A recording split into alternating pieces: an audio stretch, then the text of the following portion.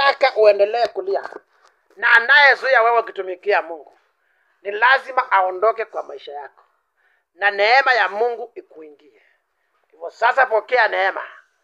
Pokea neema ya kutenda wema. Inajua unapenda kutenda wema, lakini mashaitani yanasema haitawezekana. Neema ya Mungu ikushukie. Ikushukie leo. Mamlaka na nguvu zote ziko chini ya madhabahu haya. Utawala wote uko hapa. Hakuna utawala wa giza utakao kaa ndani ya mwili kuanzia leo. Na wewe uliotoka ndani yake, unayesumbua maisha yake, uganga na uchawi, hata kama ulilipiwa nini, kwenda kabisa, uachane na watoto wake, uachane na wajukuu wake, uachane na pesa zake na mume wake. Kilio chake kikue cha furaha.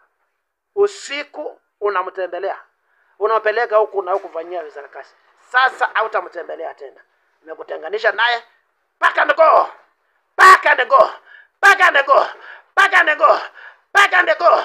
Pokea hiyo moto ukienda. Uende kabisa na wachana yeye.